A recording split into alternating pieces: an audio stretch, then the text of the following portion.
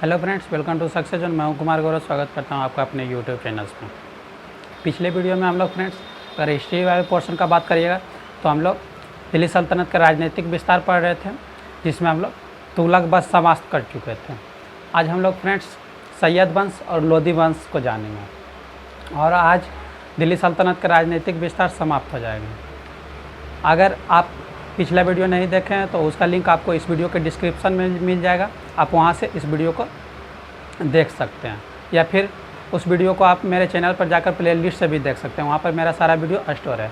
तो चलिए friends, video start करते हैं। वीडियो स्टार्ट करने से पहले आप लोग से एक छोटी सी रिक्वेस्ट है कि अगर ये वीडियो आपको अच्छा लगे तो प्लीज़ फ्रेंड्स एक लाइक कर दीजिएगा और दोस्तों के भी शेयर करना ना भूलिएगा, क्योंकि फ्रेंड्स अगर आपका सपोर्ट मिला तो मैं इस चैनल पर इस तरह का वीडियो लाता रहूँगा। तो चलिए फ्रेंड्स, वीडियो स्टार्ट करते हैं। आज हम लोग पढ़ने वाले हैं सैयद वंश।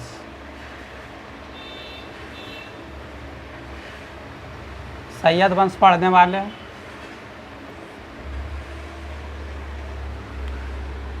जो कि 1414 से 1451 तक माना जाता है इसको।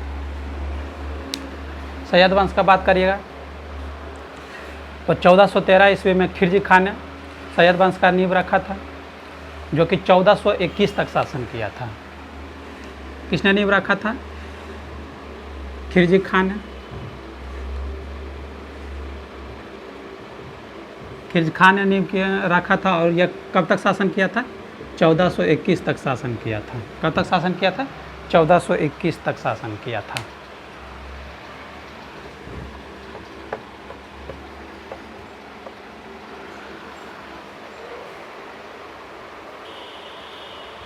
सैयद वंश के जो शासक थे वो अपने आप को सुल्तान नहीं, रैयत ए आला की उपाधि से शासन करते थे। किसके नाम से शासन करते थे? रैयत ए आला। रैयत ए आला की उपाधि से शासन करते थे। इसी नाम से वो शासन करते थे, सुल्तान के नाम से शासन नहीं करते थे। किसके नाम से करते थे? रैयत ए आला के नाम से शासन करते थे। और इस वंश का जो अंतिम शासक था वो मोहम्मद शाह था। इस वंश का अंतिम शासक के रूप में कौन था? मोहम्मद शाह। लेकिन अंत में शाह आलम शासक हुए थे। कौन शासक हुए थे? शाह आलम।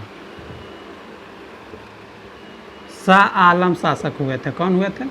शाह आलम शासक हुए थे, जो कि 1451 तक शासन किए थे। जो कि कब तक शासन किए थे? 1451 तक शासन किए थे। शाह आलम के समय जो था दिल्ली के जो सीमाएं थी वो काफ़ी सिमट गई थी। क्या हुई थी? दिल्ली की जो सीमाएं थी वो काफ़ी छोटी हो गई थी, जिसके कारण यह कहा जाने लगा था कि साहतलते शाह आलम दिल्ली से पालम। क्या कहा जाने लगा था?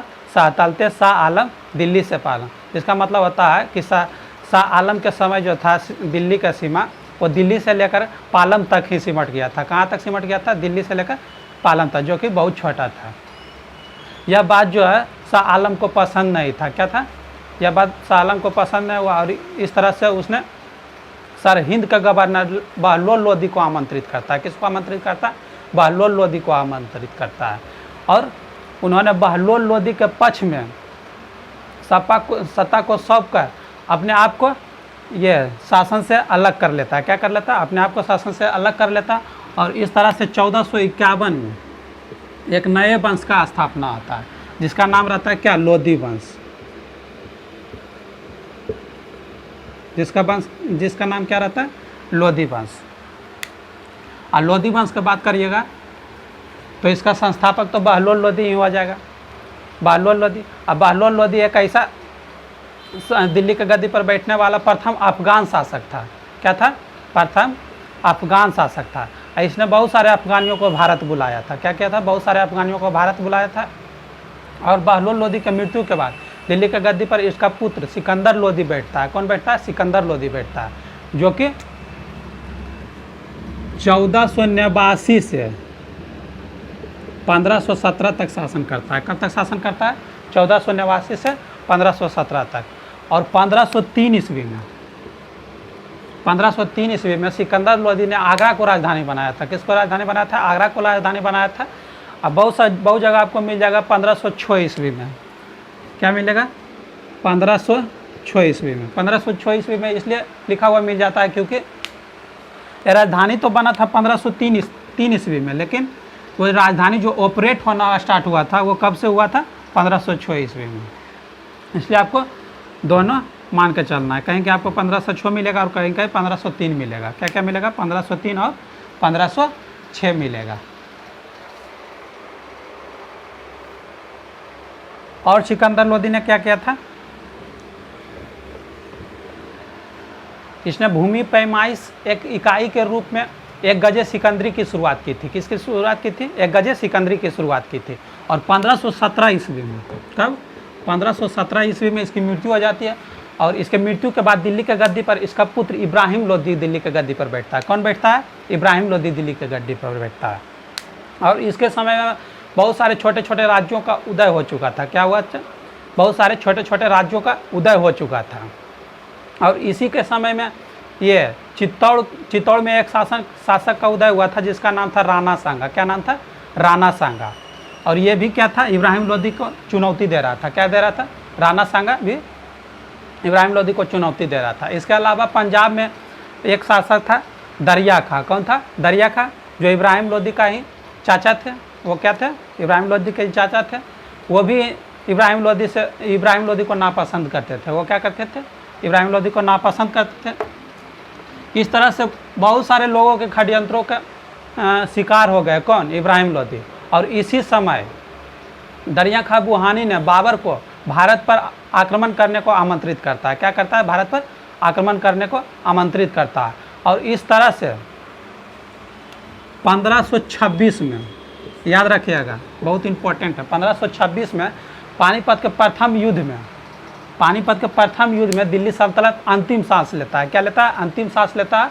और अंतिम सांस लेता है जिसका जन्म कहाँ हुआ था? पानीपत से थोड़ा सा दूर तराइन के प्रथम युद्ध में हुआ था। जिसका जन्म कहाँ हुआ था? पानीपत के थोड़ा सा दूर तराइन के प्रथम युद्ध में हुआ था।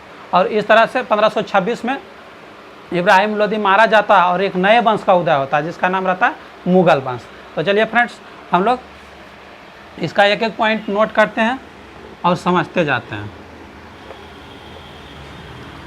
सबसे पहले तो हम लोग सैयद वंश स्टार्ट किए। सैयद वंश, इसका पहला पॉइंट क्या हो जाएगा? इसका पहला पॉइंट हो जाएगा 1413 ईस्वी में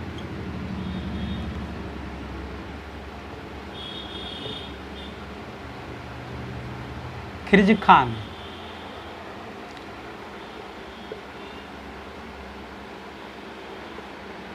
सैयद वंश की नींव रखी।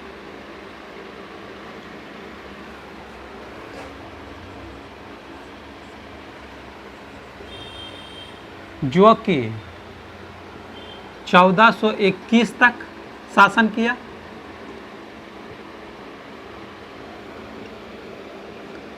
या 1421 तक कौन शासन किया था? 1421 तक खिलजी खान ने शासन किया था। कौन शासन किया था? खिलजी खान ने शासन किया था। नेक्स्ट पॉइंट हो जाएगा, इस वंश के शासक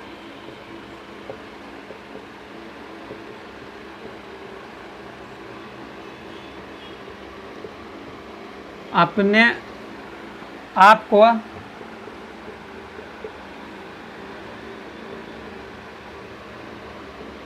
सुल्तान नहीं, रैयत ए आला की उपाधि से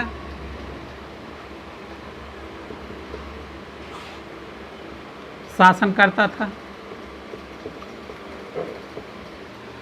इस वंश के जो शासक थे वो अपने आप को क्या करते थे? सुल्तान के रूप में नहीं, वो सुल्तान के रूप में नहीं, रैयत ए आला की उपाधि से शासन करते थे। किस नाम से शासन करते थे? रैयत ए आला की उपाधि से शासन करते थे। और इस वंश का जो अंतिम शासक था वह मोहम्मद शाह के, इस वंश के अंतिम शासक के रूप में कौन था? मोहम्मद शाह। ये याद रखिएगा।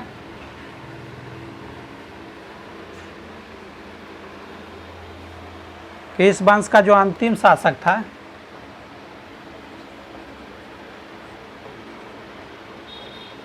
इस वंश का अंतिम शासक के रूप में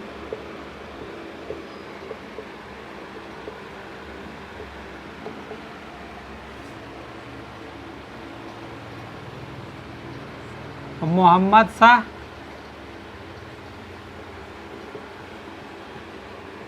शासन करता है,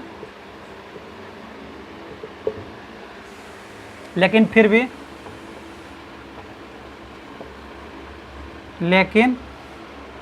अंत में शाह आलम शासन करता है।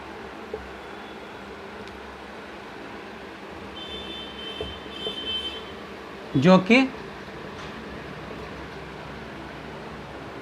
1451 तक शासन करता है, मतलब सैयद वंश के आखिरी तक।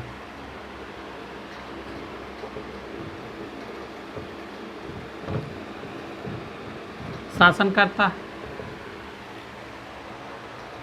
अगर इस वंश के अंतिम शासक पूछा जाएगा तो हम लोग किसका नाम मोहम्मद शाह बोलेंगे। क्या बोलेंगे? मोहम्मद शाह। लेकिन अंत में कौन शासन करता है? शाह आलम शासन करता है, जो कि 1451 तक शासन करता है।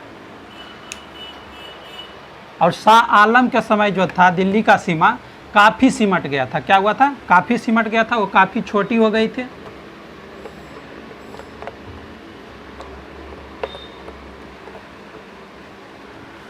नेक्स्ट पॉइंट हो जाएगा, शाह आलम के समय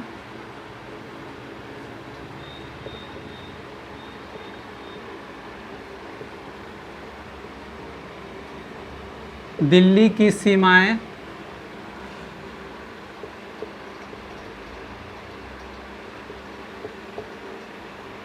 काफ़ी सिमट गई थी।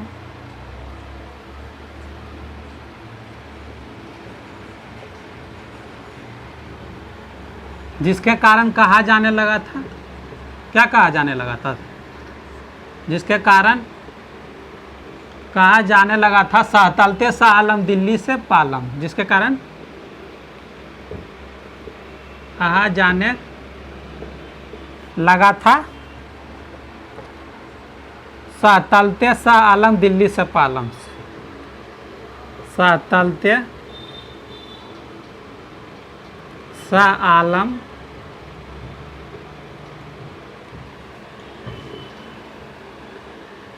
दिल्ली से पालम।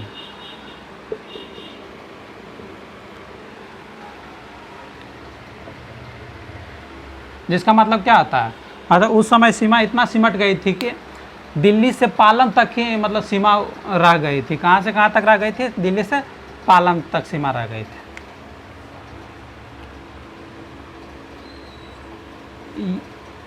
यह बात जो है, यह बात शाह आलम को पसंद नहीं था।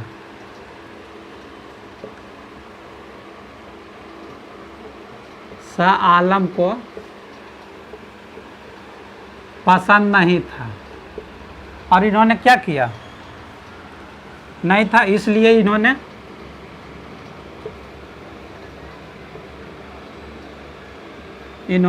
सरहिंद के गवर्नर, कहाँ के गवर्नर?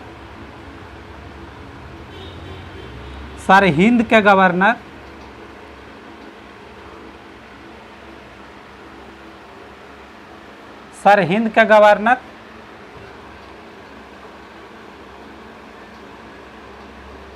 बहलोल लोदी को आमंत्रित किया। किसको आमंत्रित किया?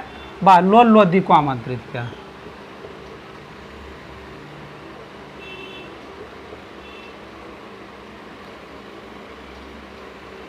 बहलोल लोदी के क्या आमंत्रित किया।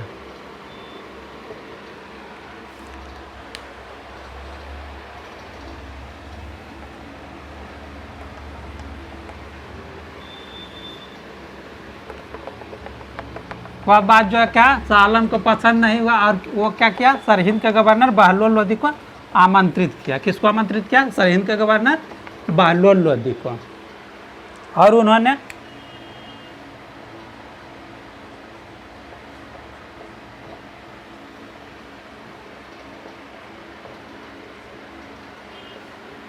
बहलोल लोदी के पक्ष में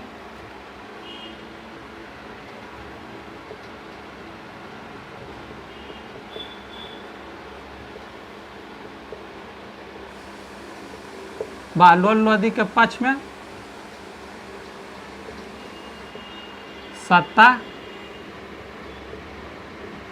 सौंप कर अपने आप को शासन से अलग कर लिया। अपने आप को क्या किया? शासन से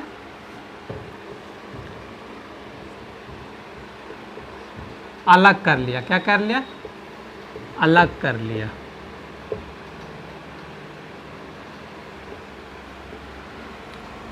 और इस तरह से क्या हुआ? और इस तरह से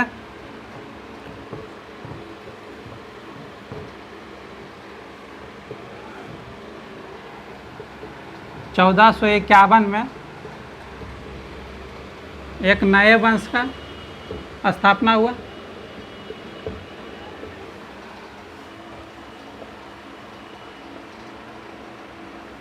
स्थापना हुआ जिसका नाम क्या था? लोदी वंश। जिसका नाम था लोदी वंश। क्या नाम था? लोदी वंश। अब हम लोग लोदी वंश पढ़ेंगे, तो एक छोटा सा हेडिंग दे दीजिएगा, थोड़ा सा। लोदी वंश, क्या हेडिंग दे देना हम लोग को? लोदी वंश।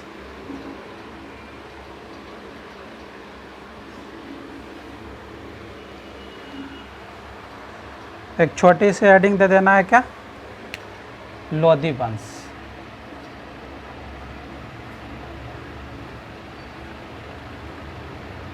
लोदी वंश, क्या हेडिंग देना है? लोदी वंश। अब इसका अगर फर्स्ट पॉइंट लिखना चाहिएगा तो फर्स्ट पॉइंट क्या हो जाएगा?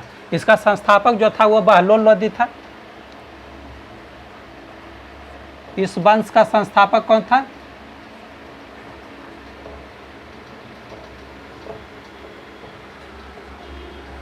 बहलोल लोदी था।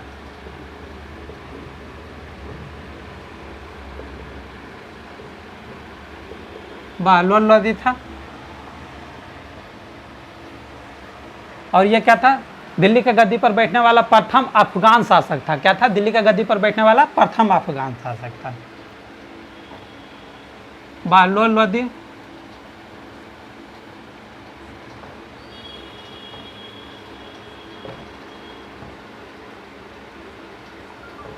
दिल्ली के गद्दी पर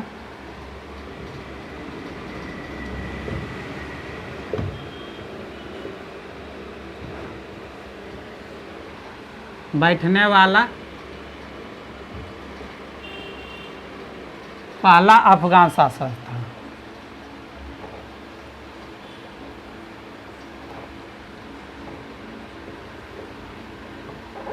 दिल्ली के गद्दी पर बैठने वाला पहला अफगान शासक कौन था? बहलोल लोदी था। और ये जब दिल्ली के गद्दी पर बैठा था तो वो क्या किए थे? बहुत सारे अफगानियों को भारत बुलाया था। क्या किया था? बहुत सारे अफगानियों को भारत बुलाया था। इन्होंने अफगानियों को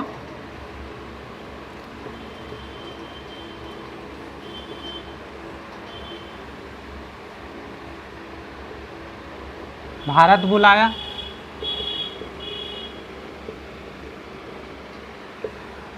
और इसके मृत्यु के बाद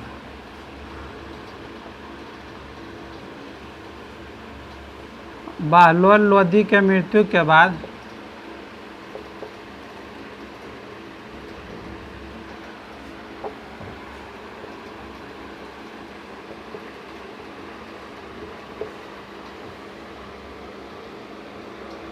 दिल्ली के गद्दी पर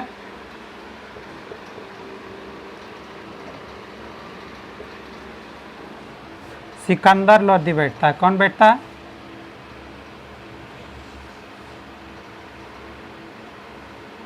सिकंदर लोदी बैठा।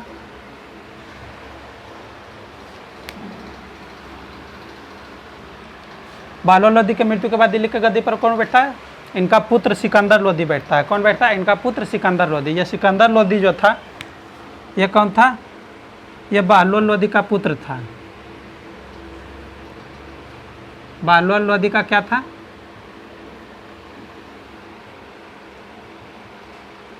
बहलोल लोदी का पुत्र था। ये क्या था? बहलोल लोदी का पुत्र था।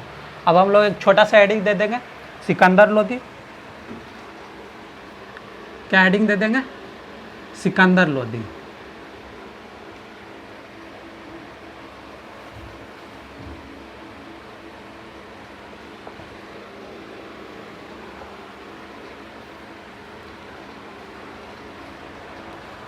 एक छोटा सा हेडिंग दे देना है, क्या? सिकंदर लोदी।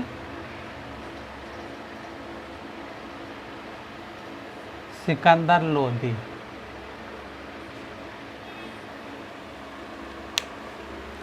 इसका जो शासन काल था यह 1489 से 1517 तक शासन किया। कब तक शासन किया था? 1489 से 1517 तक शासन किया। कब से कब तक किया था? 1489 से 1517 तक शासन किया था। सिकंदर लोदी कब से कब शासन किया? 1489 से 1517 तक शासन किया।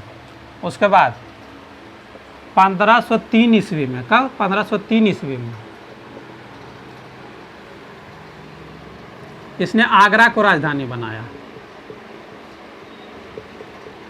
आगरा को अपना राजधानी बनाया।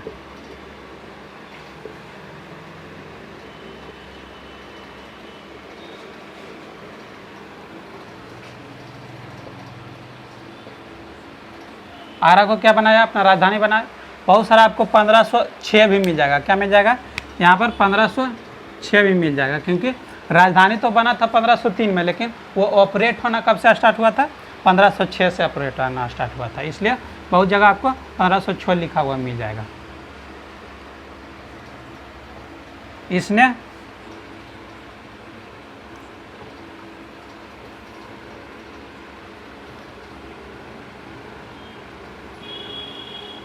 भूमि पैमाइश एक इकाई के रूप में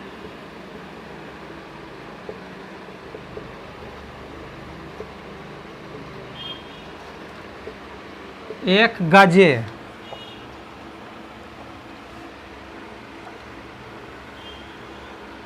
सिकंदरी की शुरुआत की।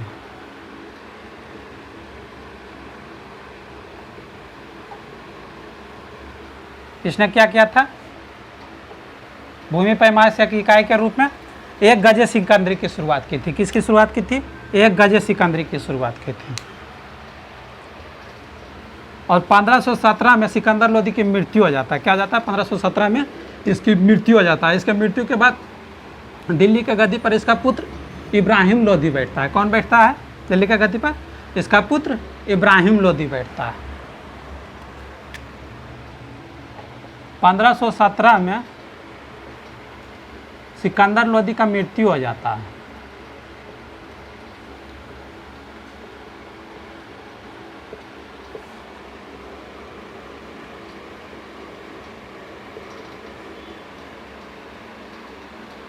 मृत्यु हो जाता है।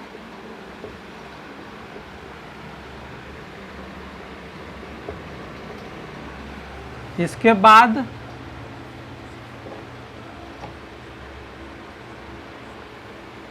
दिल्ली के गद्दी पर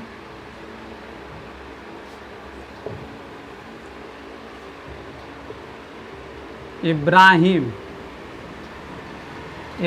लोदी बैठता है। कौन बैठता है? इब्राहिम लोदी बैठता है। तो एक छोटा सा हम लोग हेडिंग दे देंगे, क्या? इब्राहिम लोदी।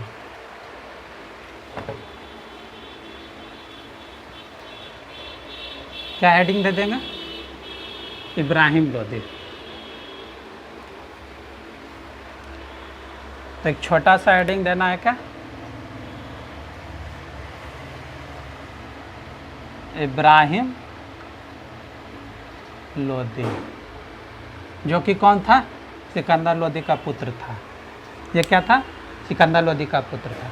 इसके समय में बहुत सारे छोटे छोटे राज्यों का उदय हो चुका था। क्या हुआ था? बहुत सारे छोटे छोटे राज्यों का उदय हो चुका था। इसके समय में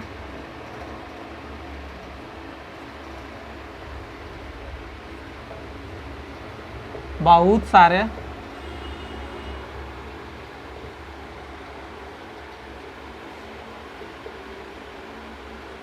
छोटे छोटे राज्यों का उदय हो चुका था।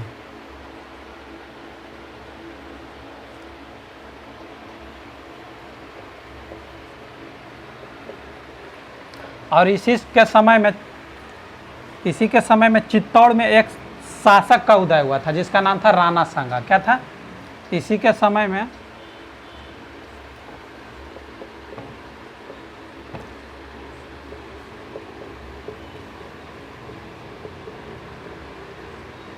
चित्तौड़ में एक शासक का उदय हुआ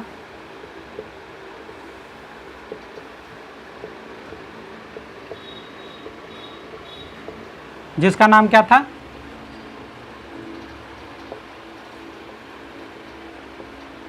जिसका नाम था राणा सांगा। क्या नाम था? राणा सांगा। यह अभी इब्राहिम लोदी को चुनौती दे रहा था।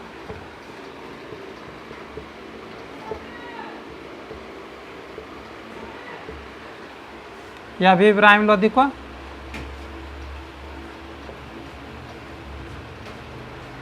चुनौती दे रहा था। राणा सांगा क्या कर रहा था? इब्राहिम लोदी को चुनौती दे रहा था। इसके अलावा पंजाब का एक शासक था जिसका नाम था दरिया खां। क्या था? दरिया खां, जो कि इब्राहिम लोदी का ही चाचा थे। क्या थे? इब्राहिम लोदी के ही चाचा थे। वो भी इब्राहिम लोदी को पसंद नहीं करता था। वो भी क्या करता था? इब्राहिम लोदी को पसंद नहीं करता था।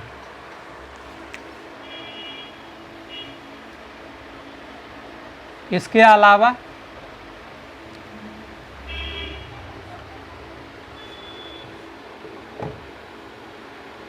पंजाब का एक शासक था जिसका नाम था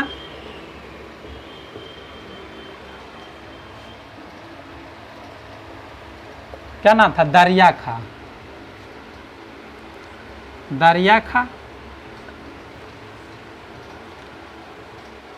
यह अभी भी इब्राहिम लोदी को पसंद नहीं करता था। दरिया खां जो कि क्या थे? जो कि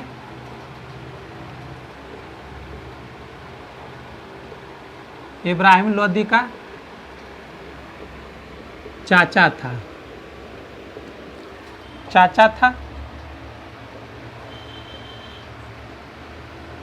यह भी इब्राहिम लोदी को पसंद नहीं करता था।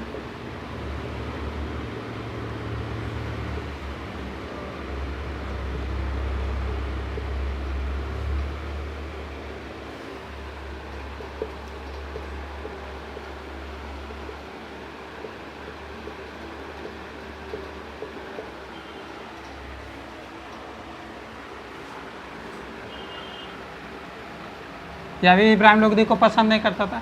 इस तरह से इब्राहिम लोदी जो था वो बहुत सारे लोगों के षड्यंत्रों के शिकार हो गए। क्या हो गए? बहुत सारे लोगों के षड्यंत्रों के शिकार हो गए।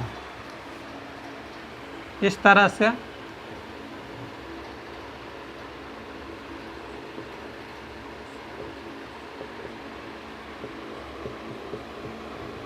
इब्राहिम लोदी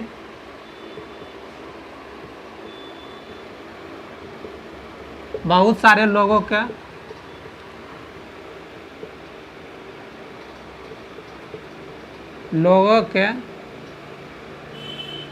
षड्यंत्रों का शिकार हो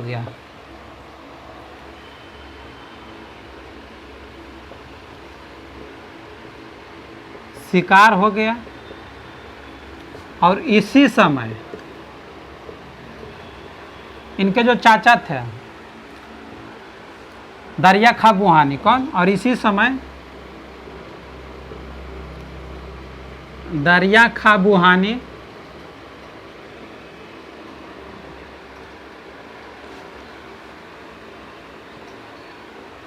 बाबर को किसको, बाबर को भारत पर आक्रमण करने को आमंत्रित करते हैं।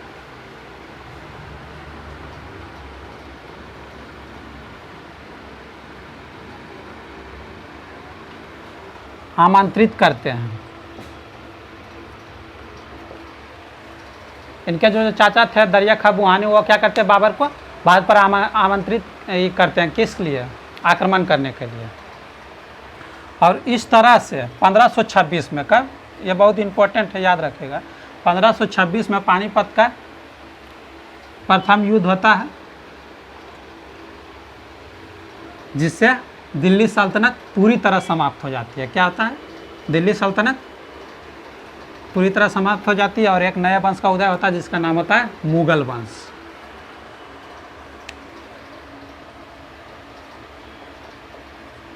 और इस तरह से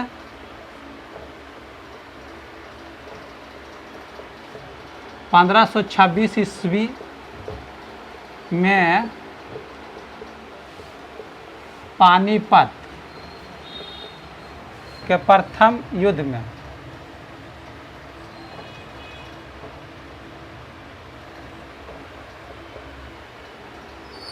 दिल्ली सल्तनत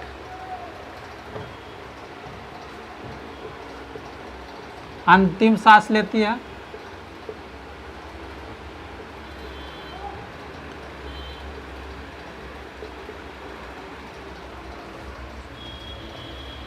जिसका जन्म कहाँ हुआ था, जिसका जन्म पानीपत से थोड़ा दूर,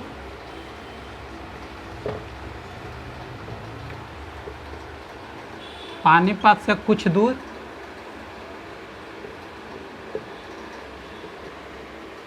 तराइन के प्रथम युद्ध से हुआ, तराइन के प्रथम युद्ध में हुआ था। तराइन के प्रथम युद्ध में हुआ था। 1500, ये याद रखिएगा, 1526 ईस्वी में पानीपत का प्रथम युद्ध हुआ था। कब हुआ था, 1526 ईस्वी में, जो कि किसके किसके बीच लड़ा गया था, इब्राहिम लोदी और बाबर के बीच में। इसमें इब्राहिम लोदी मारा जाता है और बाबर एक नए वंश का स्थापना करता है जिसका नाम था मुगल वंश। क्या नाम था, मुगल वंश। और इस तरह से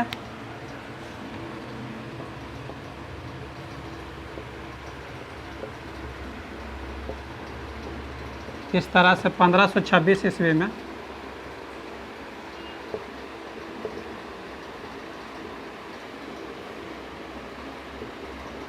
इब्राहिम लोदी मारा जाता है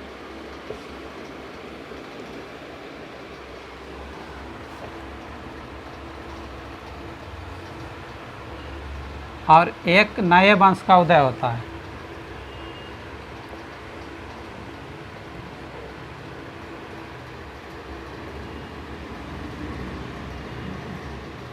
उदय होता है जिसका नाम है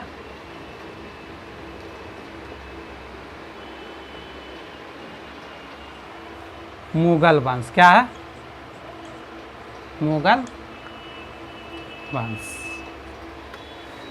क्या होता है, 1526 ईस्वी में इब्राहिम लोदी को मार दिया जाता है और बाबर जो है एक नए वंश का स्थापना करता है जिसका नाम क्या था, मुगल वंश। तो ये था हम लोग का दिल्ली सल्तनत का राजनीतिक विस्तार, जो कि आज हम लोग का समाप्त हो गया। अब हम लोग इसका प्रशासनिक व्यवस्था देखेंगे दिल्ली सल्तनत का, और इसका संस्कृति देखेंगे। आज के वीडियो इतना ही फ्रेंड्स, आज का वीडियो इतना ही। आप लोग ज़रूर बताइएगा ये वीडियो आपको कैसा लगा। अगर ये वीडियो आपको अच्छा लगा तो एक लाइक कर दीजिएगा और दोस्तों को भी शेयर करना ना भूलिएगा।